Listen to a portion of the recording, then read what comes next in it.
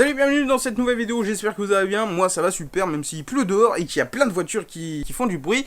Ça fait 3 fois que je refais cette vidéo. Bref, j'en ai ma claque. Donc je vous explique la PS5, tout de suite juste après le jingle. On perd pas plus de temps.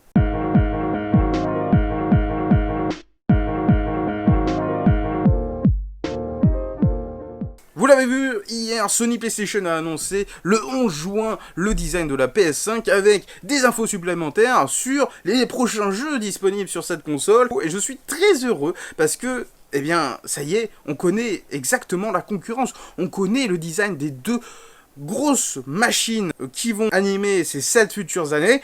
Enfin, on l'espère, hein, contre la concurrence du PC qui est de plus en plus présent avec Steam, Epic Games, tout ça, vous connaissez.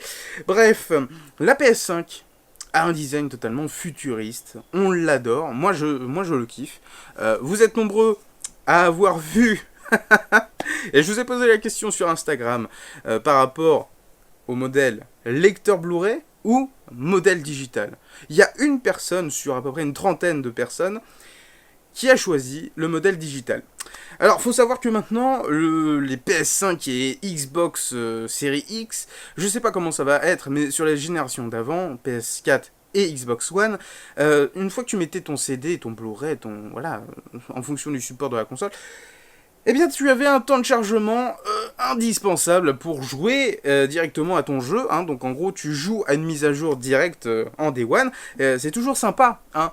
Mais bon, est-ce que cette année, avec cette nouvelle génération de consoles qui apporte un SSD intégré, va nous permettre de jouer directement, comme le fait Nintendo avec sa Nintendo Switch, où tu as une cartouche avec le jeu dessus? Il peut y avoir une petite mise à jour ou un patch, mais pas une installation complète qui dure 20 000 ans. Surtout que quand tu as une connexion comme moi en 4G, pas très fou en Normandie, eh bien tu passes plus de temps à charger des add-ons ou des patchs ou des mises à jour que à jouer. Bon voilà, c'était mon coup de gueule par rapport aux mises à jour, tout ça. On verra dans les mois qui vont arriver pour de plus amples descriptions de comment on installe un jeu facilement et comment on y joue, hein, évidemment. C'est vrai que le support Blu-ray n'est plus trop à la mode, hein. On repasse finalement sur de la cartouche ou alors de l'installation directe. Et voilà, se mettre des bâtons dans les roues comme ça avec un lecteur optique. Je sais pas, même si Sony doit vendre des Blu-ray évidemment de son côté, je trouve le choix du lecteur Blu-ray très médiocre. Et j'aurais préféré avoir un support cartouche, voilà, comme le fait Nintendo avec sa Switch, avoir voilà, directement la rapidité d'une carte SD entre guillemets, directement dans la console, parce que c'est vrai que le lecteur Blu-ray, ça a un temps de chargement qui est un petit peu négligeable, et surtout que maintenant, avec la technologie qui est à l'intérieur, il faut vraiment que ce soit bien optimisé pour éviter toutes les mises à jour, tous les patchs, tous les machins qui pourraient nous faire chier. Pour moi, le modèle digital de la PS4 est plus légitime à l'heure actuelle. On perd encore plus de temps et ça, c'est vraiment gênant. On achète le jeu en physique, on a des mises à jour, on a des patchs, on est obligé de les faire. C'est ça le problème. C'est qu'on peut pas se dire, vas-y, on met le Blu-ray dedans et puis on y joue. Non, il faut tout réinstaller. Voilà, c'est compliqué, même si, bon, je suis collectionneur depuis le départ et il faut gagner du temps dans la vie, donc digital oblige. On va juste revenir sur le côté horizontal de la console qui ressemble vraiment à une palourde. Hein. Et une moule, elle s'ouvre comme ça, c'est assez rigolo. D'ailleurs, il y a des mèmes qui sont dispo sur Twitter et partout sur les réseaux sociaux, c'est super marrant. C'est la chose que je me demandais, c'est quand même le lecteur Blu-ray est vraiment rattaché par rapport à la version digitale. Est-ce que Sony avait pensé à réellement utiliser le support Blu-ray dès le départ? Je suis pas sûr, puisque on verra avec la position du CD, est-ce que le bloc optique arrive sur le côté droit, ou est-ce qu'il sera vers l'intérieur gauche? Ouais, parce que c'est en fonction de l'architecture de la console. Est-ce que c'est vraiment un bloc optique rajouté au dernier moment, ou alors c'est une version hybride pour ne pas fâcher les gamers comme nous? Je sais pas, c'est un débat que j'ouvre dans les commentaires. Ça peut être intéressant, parce que c'est vrai que c'est un petit peu bizarre hein, d'avoir placé cette console à l'envers, avec ce bloc optique en bas. PlayStation nous a annoncé le design de la PS5, mais évidemment, il y a des jeux, parce que le plus important, hormis la console et le design, c'est les jeux. Ouais. D'ailleurs, si on repart du design, le blanc, c'est pas trop la qualité des consoles qui vont perdurer dans le temps. Hein. Entre la Dreamcast et la Pipine, je pense que le blanc, pour une console de jeu, c'est pas trop l'idéal. Heureusement qu'il y a un petit peu de noir pour rattraper tout ça et puis pour permettre de survivre parmi la concurrence. Parenthèse du design et de notre émotion par rapport à elle fermée. On va parler des jeux maintenant. Ça y est, Ratchet & Clank, pour moi, c'est mon coup de cœur. Visuellement incroyable, incroyable, ce Pixar vivant que j'ai toujours voulu étant gamin, un film d'animation jouable en temps réel, c'est capturé depuis une PS5, après on verra si c'est des cinématiques ou si c'est du gameplay. Déjà sur les générations précédentes, on se demandait quand est-ce qu'on pouvait jouer, mais là ça va être vraiment délirant parce qu'on est vraiment dans un Pixar vivant, on peut aller sur n'importe quelle plateforme, après il y a toujours des limites au niveau du gameplay, forcément faut pas qu'on se perde dans le niveau, c'est rapide, et comme vous l'avez vu dans le trailer, on peut passer de niveau en niveau avec des failles spatio-temporelles entre différents mondes. Est-ce que ça me rappelle aussi Sonic CD par rapport au fait qu'on pouvait passer du passé au futur, comme dans Ratchet & Clank, on peut ouvrir une faille spatio-temporelle où on peut vraiment passer d'un niveau à l'autre. C'est assez fou, c'est très fluide, c'est très très beau, c'est coloré, c'est magnifique quoi. C'est du Pixar, c'est vraiment... c'est la claque pour moi de cette annonce de la PS5. Ensuite, un autre jeu de plateforme, et là c'est le retour de Sackboy. Sackboy qui revient en modèle Mario Bros, hein, on va pas se mentir, c'est du Mario copier-coller. Est-ce qu'ils savent bien le faire maintenant? On verra ça dans les jours et les mois qui vont venir. Il y a des différents personnages qui sont jouables en même temps, comme Mario 3D World sur Wii U, que j'avais beaucoup aimé. Enfin bon. Mais là, c'est la patte PlayStation qui va se rajouter à cet univers très cartoon qui est Sackboy. Moi, j'ai pas trop été fan de Sackboy période PS3. Là, on se rapproche plus d'un vrai jeu de plateforme comme on l'entend. Donc, ça me hype de ouf. Il y a aussi, je sais plus son nom là, merde. Le petit robot. Excusez-moi pour le nom, je sais plus. Le petit robot qui était sorti à l'origine sur PSVR pour mettre en avant les fonctionnalités du PSVR. Là, il a son jeu de plateforme qui est dédié. Voilà, on reste sur cette idée de platformer très sympa, très coloré, très rigolo. Hein, franchement, ça a l'air vraiment très très fun. J'ai hâte d'en voir plus. Abe qui revient depuis ses débuts sur la PlayStation, vous le savez. Abe, c'est un jeu qui a marqué bon nombre de joueurs, que je ne fais pas partie malheureusement parce que je n'avais pas de PlayStation ou de PS2 à l'époque. Je me rattraperai, vous inquiétez pas, pour la sortie du prochain qui est prévu pour 2021.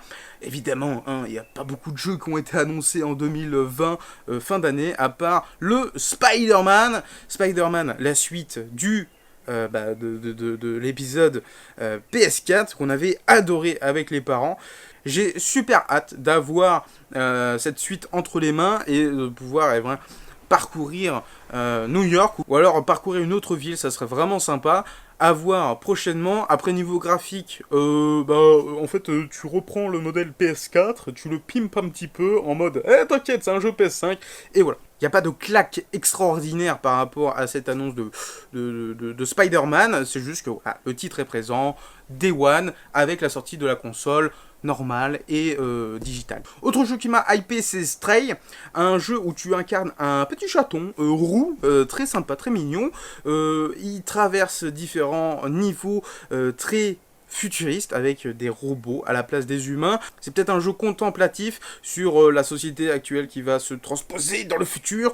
Bref, on en saura davantage dans les mois qui vont arriver. Ouais, c'est un jeu qui va être intéressant à découvrir sur la PS5. Qu'est-ce qu'on a eu aussi sur cette conférence? RE8 Village. Donc on reste en mode FPS. Est-ce qu'il sera jouable avec le PSVR? Ça, on ne le sait pas encore. Mais dans tous les cas, au vu du trailer, ça ressemble plus à un Castlevania. Hein, parce qu'il y a des loups-garous. Hein. Il y a beaucoup de personnages au final qui sont un petit peu bizarres, un petit peu dérangeants. Hein. C'est vraiment psychédélique un petit peu. C'est ce que nous avait apporté RE7 au départ en mode PSVR. Hein. C'est vrai que c'était un peu dérangeant quand tu es à table et que tu dois manger des trucs. Enfin bref, c'est dégueulasse. Je pense que pour la licence RE8, Capcom a décidé de bousculer les codes, puisque on a eu quand même RE2, RE3, RE4 qui vont arriver. Bon, les gars, ils se sont dit, du Resident Evil, vous en avez bouffé, hein, vous aimez l'original, et ben nous, on va vous montrer ce qu'on peut faire avec cette licence-là, un petit peu à la Pity, un truc un peu plus dérangeant, un peu plus qui te prend en trip. Bref, je sais pas, on verra ça dans les jours à venir pour Capcom. Il y a Kena Bridge of Spirit qui est absolument sublime. Quand j'ai vu les premières images du trailer, je me suis dit, non mais celui-là, il est Day One avec moi dans la PS5. Franchement, il est magnifique. Mode cartooné, un peu à la, voilà, à la DreamWorks ou à la Pixar, vraiment détaillé, vraiment comme un film d'animation. C'est assez fou ce qu'on arrive à faire maintenant sur PS5. Et c'est ce qu'on voulait depuis le départ. On veut un Toy Story vivant. Et là, on a exactement ce qu'on attendait depuis des années maintenant. Donc, Kena Bridge of Spirit, franchement, c'est un jeu que je veux jouer. Comment ça se joue, comment... voilà, est-ce qu'il y a un intérêt par rapport au scénario? Bref, on découvrira ça prochainement. Et j'ai très très hâte. C'est un de mes jeux coup de cœur sur la PS5. Returnal, un jeu qui se veut futuriste et un petit peu en dessous de la qualité qu'on attendait d'un jeu PS5. Le visage du personnage, what? Comment c'est moche, mais bon, on verra ça plus tard. Pour Returnal, la seule chose que je retienne, c'est ce modèle Manic Shooter en TPS. Ça a l'air totalement dingue. Il y a des boulettes de partout. C'est futuriste. C'est très très fun. Bon, j'ai très hâte d'en apprendre un peu plus sur ce jeu. Bah, visuellement, ça pète pas trop pattes à un canard, hein, c'est très très moche. On verra par la suite s'il est toujours aussi moche. Je pense qu'on a fait le tour entre Kena Bridge of Spirit en top 1, Ratchet & Clank en top 2, Sackboy en top 3, et on va mettre Spray en top 4 et top 5. Qui c'est qu'on va mettre? Bien, j'ai envie de Returnal quand même, hein, d'en connaître un petit peu plus, même s'il est très moche dès les premières images. Bon, voilà mon petit tour d'horizon sur l'annonce de la PS5 et des différents jeux annoncés hier 11 juin. J'espère que cette vidéo vous aura plu, n'hésitez pas à en débattre dans les commentaires, à lâcher un petit pouce bleu si vous voulez que la chaîne progresse de plus en plus, et n'hésitez pas à partager cette vidéo si ça vous dit, on sait jamais. Sur ce, je vous dis à bientôt pour de prochaines vidéos. Des bisous.